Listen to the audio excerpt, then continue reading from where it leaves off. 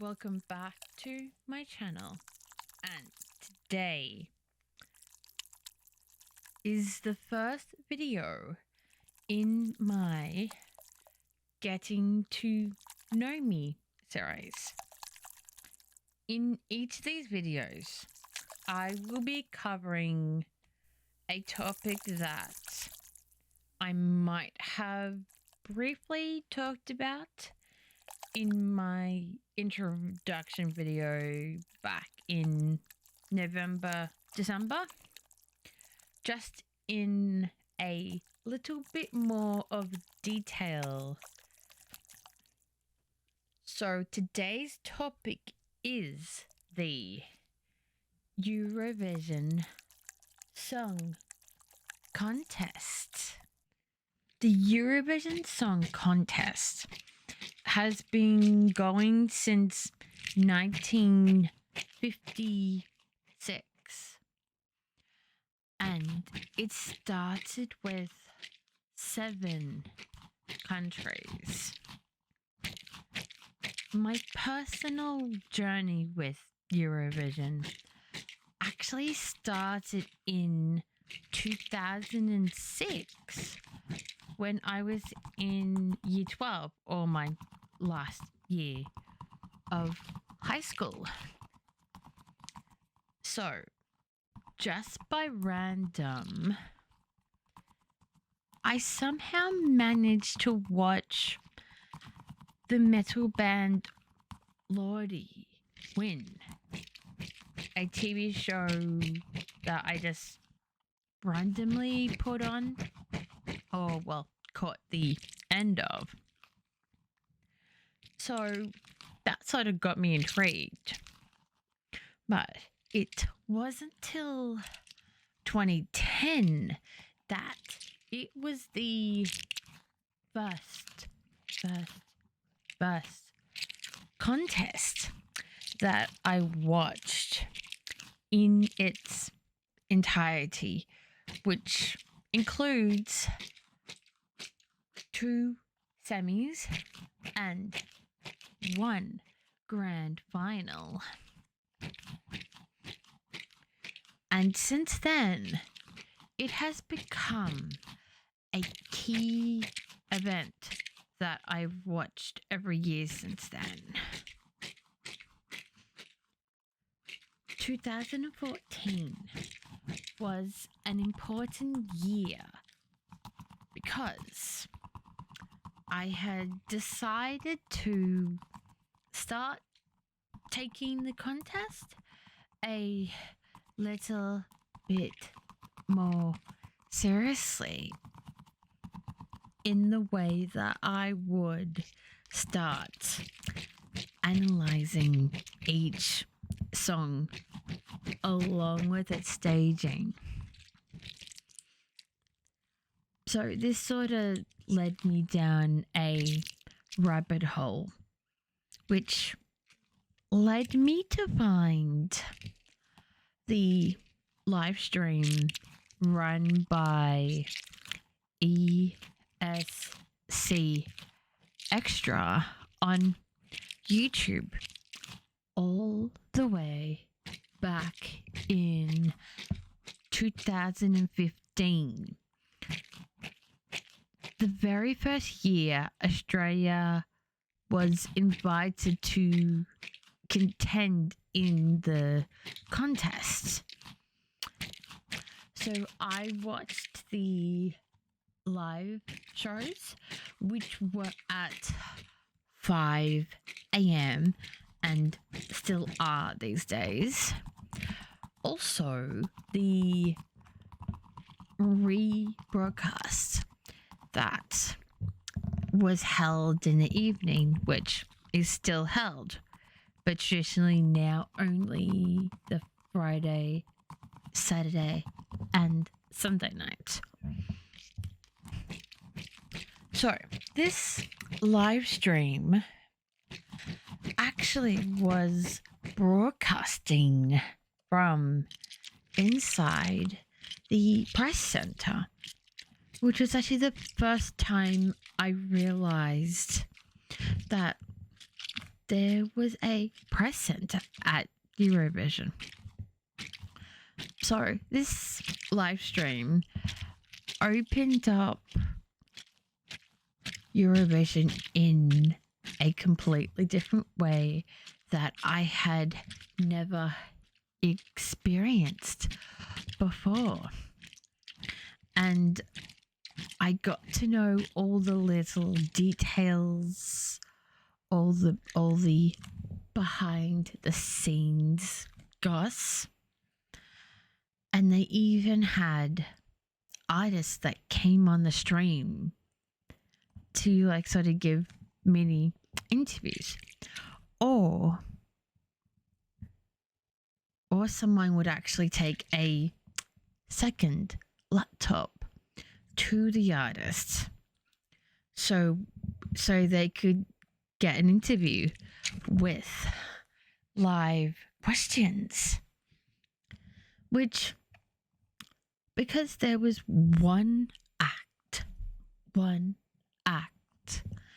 in 2015 that had a tree in its background, we sort of dubbed 2015 Year of the Tree, and it has sort of stuck. And from there, our favorite question emerged and has actually remained to this day. And that question is, what is your favorite tree? Now, you may think, why that question? And to be honest, I can't tell you why, but we just sort of clung to it, and we have, and that's what's made us slightly unique among the other fan sites, because they often do interviews, but a lot of them don't really like do live questions or do it live on stream. So that was nice. And so the artists actually got to see that there were actual fans who actually really wanted, to like that, and also to understand the song and stuff like that. It's good. And so that made 2015 a turning point in my Eurovision journey. Now, 2016 became another important year, because I had friends who, if I'd known back in 2015, I would have attended their viewing party. But kind of glad I found out before Eurovision in 2016, because it meant that I could add another element, which I actually currently still do, and I've taken over the hosting duties. But this was a three night event where a group of friends, including myself, would go to their place, and we would have a drinking game, and there would be rules, and you could dress up, and we had food. I took berry bread every night of it, and so we just enjoyed it. We scored each song and one person worked out the average or which was our favorite, and they had a very big rule which I had to abide by, which was no spoilers, because they are the type of people that don't really engage in the bubble and like to be surprised. So that meant any news that I had heard on ESC Extra rehearsal live streams, I couldn't say anything. So all I could give was facial expressions to the performances, which meant that I actually got to see live raw reactions from my friends, which was nice. And I still get to see that these days, but with different friends. So I attended that one that year, and I had 3 questions. One of them was Romania 2013, based off his act, because he was a vampire and he was Romanian, and oh, you just gotta look it up. It's amazing and very Eurovision. I know I did 2 others, but can't remember off the top of my head. So that started a thing of that I would attend them. I would have the rehearsals. I would have the live. I would have the viewing party. I don't think I had the preview parties yet. No, I don't think I had them yet. So the year that I was given the hosting duties was 2019, because the 2 people who usually hosted, I think they were busy or they couldn't do it, or they were in the process of either moving or they'd already gotten their plans to, they'd already started their planning to move to Poland to become missionaries, which I have done now. So I hosted that year at my house, where we sat around the windows and had it projected onto the wall, so it was big, because it was good. That's sort of been the only year I've managed to get more than 4 people to come. That isn't me. And that was because we had the church crowd, so they would come for the songs on the Sunday night. There was also Jordan's sister, who is also Eurovision mad, who would attend. And if she still lived in Melbourne, I'm pretty sure she would still be attending my viewing party, but she moved back up to Canberra, so I lost her also.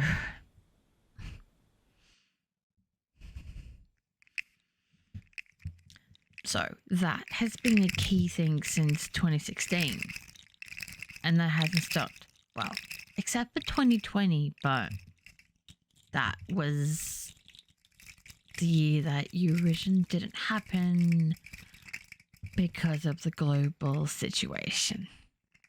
So that wasn't too bad. Another key year in my Eurovision journey was 2021 because I saw advertised on Facebook, or it got mentioned to me somewhere, that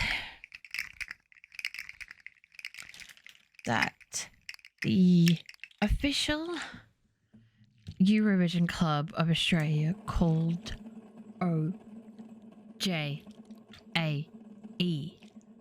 Australia, hosted pre-party, so like a preview party for all the songs, so for all the members to get together and to listen and to just catch up in each city. So I attended the Melbourne one, and I took a friend along. So that was my first year of actually blogging my experience, and I will link my blog for 21, 22, and also for 23. That's just been in the description, so you can have a look at, well, read what I was thinking and feeling. I don't remember which year I started watching the pre-parties. So there are generally between 6 to 5 pre-parties, depending on the year. Like, for example, this year there was six in total, and I only reviewed 5 of them. 5 of them, because the sound at Madrid was apparently so bad it wasn't actually worth reviewing. So these pre-parties are actually used so fans can actually see the acts before they get to rehearsal, and also so fans like myself, and also people who are betting and people who do blogs and content, we can see, like, hear how well someone is live if we haven't already seen them in their national final, which I don't actually watch the national finals because they're like always at the odd times and not always in English. So I wait till the official song's out, then I listen. But so often it'll be like the first time someone's actually heard a song live, and you can tell from how they do it if they need to practice a bit more, or if they have enough confidence and charisma to keep a crowd entertained, especially the tough Eurovision bubble, which is made up of the super fans, which we can be kind of hard to keep content and happy, as seen in some of the pre-parties this year. So for the last 2 years, I have reviewed them, and I've done London twice, twice. Israel Calling, which didn't happen in 2019 because they were hosting that year. So then Eurovision in Concert, which is held in Amsterdam. So even when the Netherlands was hosting, or well, re-hosting 21, because they were supposed to host 20, but the world went a little bit crazy. It still happened because Eurovision was held in Rotterdam, not in Amsterdam. So that's one that is a major one that often has decent sound. In the last 2 years, Israel Calling has had like a proper sound, a proper area, stuff like that. And there's Spain, which is popular, and like we've had so there was Madrid this year, and we also had a brand new one in Poland, which with this year's song and how it was selected for Poland was surprising that they were holding a pre-party. In the past, all before this current craziness with Russia, there was a pre-party in Moscow when Russia was allowed in the contest. Currently not the case, along with like Belarus and Hungary for similar reasons. So I have been involved in Eurovision for a couple of years now, like 7 years. And so a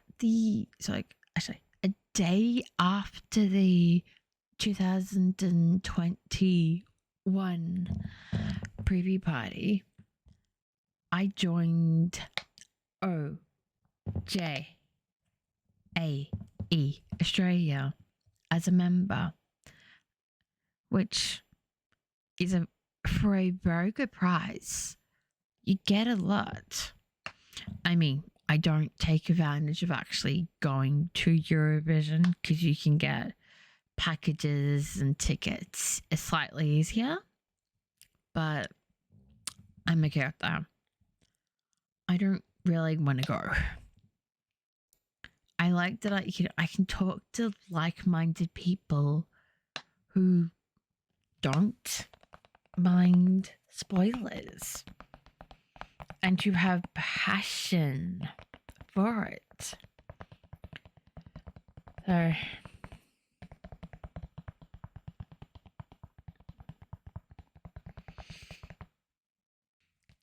to finish off this video, I will go through what costumes I remember that I've done, as I've had many of them, but I don't remember all of them, or I forgot to record which ones I did. So the one that I remember from 2016 was Romania 2013, my Romanian vampire. And then in 2018, because I don't remember 2017, I did dress up. I just don't remember what I dressed up as.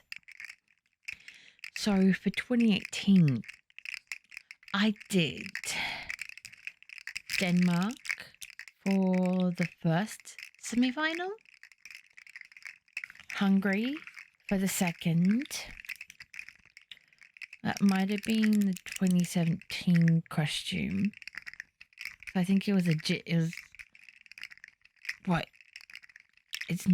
It it's not exactly PC, but it was kind of a gypsy costume sort of thing. Hermione, something like that. And my costume for the grand final, because everyone had to pick a country and come dressed as that, and I've sort of kept that going for the grand final with my friends currently. So I chose France, and I have reused that costume twice, or at least once last year, because it was kind of hard to think of costumes. And also my hair was pink roots with the rest of this orange. So it was a little bit hard to find costumes that would suit it. The one that I do remember from 2019 was Greece, because I still have it, a blue dress that kind of looks Grecian, and I tried to put a sheet around me to make it look a bit more Greek. And so, okay, and the last questions I do remember, because I still need to go back to my photos and actually remember what I dressed up as last year, because I have photos of them. I just need to remember the country and the year of it, which I will update on my blog when I remember.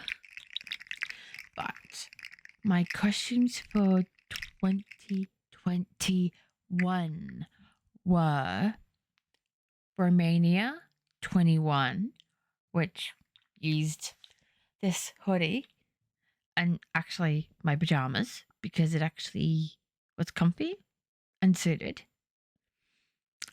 Austria 2019, because I do remember that was when I had blue hair. So the Austrian act for 2019 had blue hair. And also the Romanian 2021 singer, Roxanne, she had blue hair in her music video. So I did that. And I did also a blue version of Denmark 2013 that actually won the contest that year. Now, if I could remember what I did last year, I know I had one that included a hood and a a K-pop light stick. But at this moment, I don't remember what countries I did. I have them written down somewhere.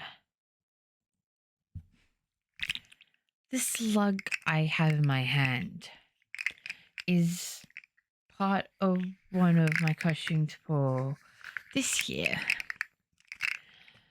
It should be a different animal, but I can't get that till next year. So I like to put my own spin on costumes, but I'm hoping next year at the pre-party, or the privy party, people will actually see what my costume is, and I might actually get seen by everyone and recognized that I actually made an effort, because I'd like to be recognized, because someone dressed up last year in Sheldon's black attire. Oh, and that person looked amazing, including the mask. Anyway,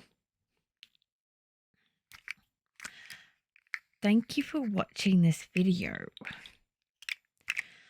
If you have enjoyed it, please click the like button, hit the subscribe button if you haven't already.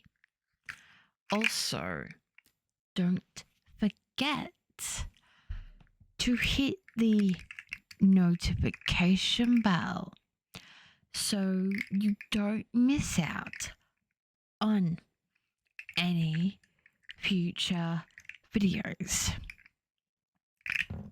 Thank you for watching, and we will see you in another video.